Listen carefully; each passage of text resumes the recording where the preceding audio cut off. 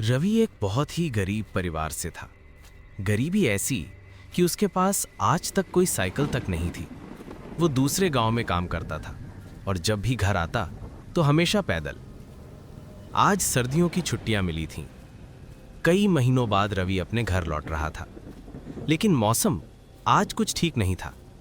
आसमान में काले बादल ऐसे झुके हुए थे जैसे जमीन को छू लेना चाहते हों। तेज ठंडी हवा चल रही थी और बारिश मानो थमने का नाम ही नहीं ले रही थी। आज तो किस्मत भी मेरे साथ नहीं है। ना छत, ना रास्ता साफ, और ऊपर से ये डरावनी रात।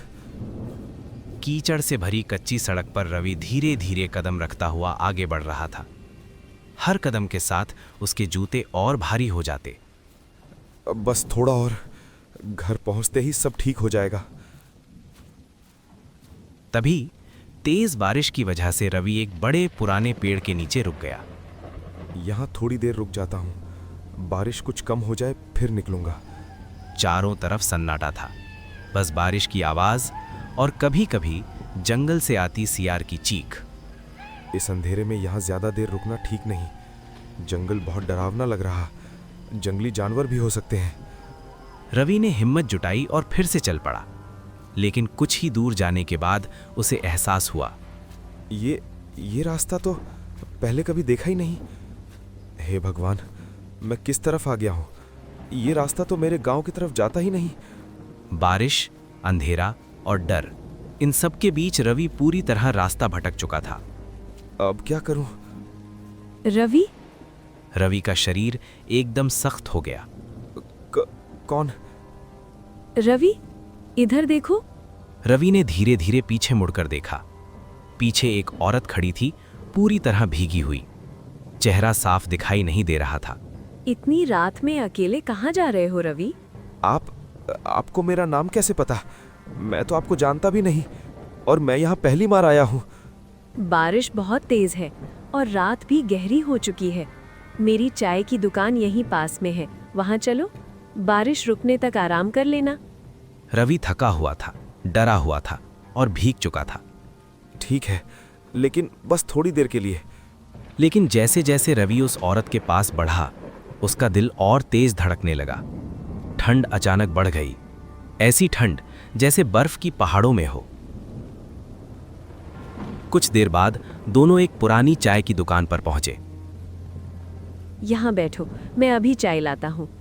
शुक्रिया, आज इससे बेहतर कुछ हो ही नहीं सकता। चाय का कप हाथ में लेते ही रवि को अजीब सी सिहरन हुई। चाय पी लो रवि, ठंड चली जाएगी। रवि ने चाय पी, लेकिन बारिश अब भी नहीं रुकी। अब आगे जाना तुम्हारे लिए ठीक नहीं। मेरा घर पास में है, आज रात वहीं रुक जाओ, सुबह निकल जाना।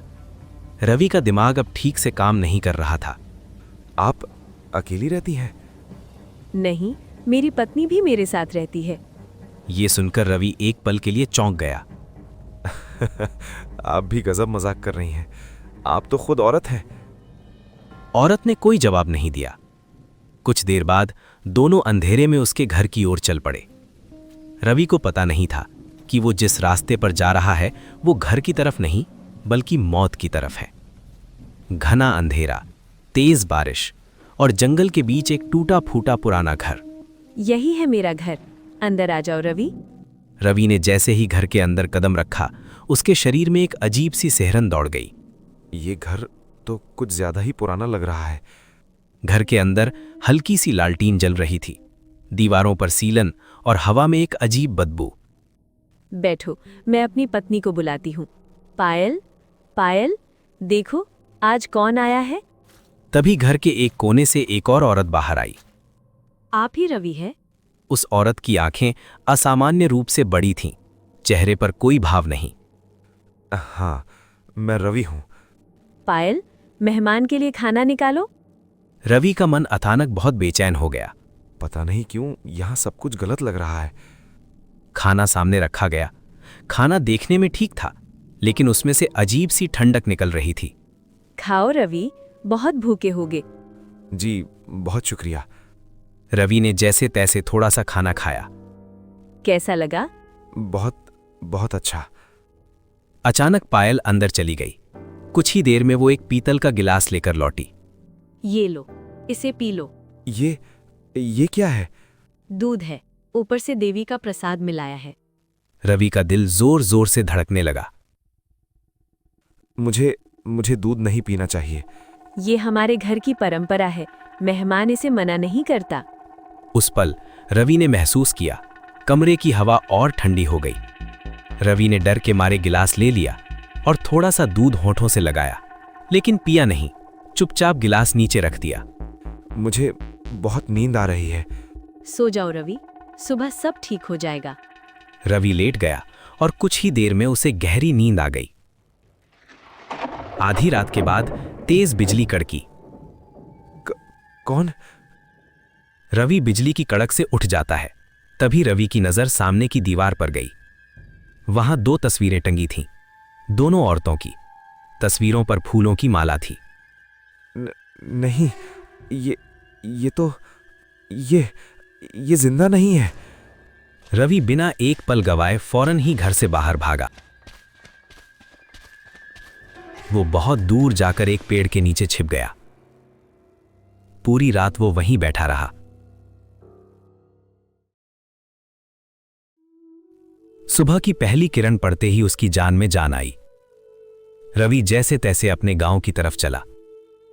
बेटा, तुम कल रात कहाँ थे? दिखे नहीं।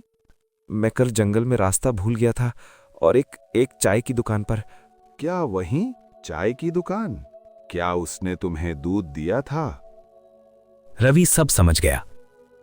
हाँ, लेकिन मैंने पूरा नहीं पिया। तुम बच गए।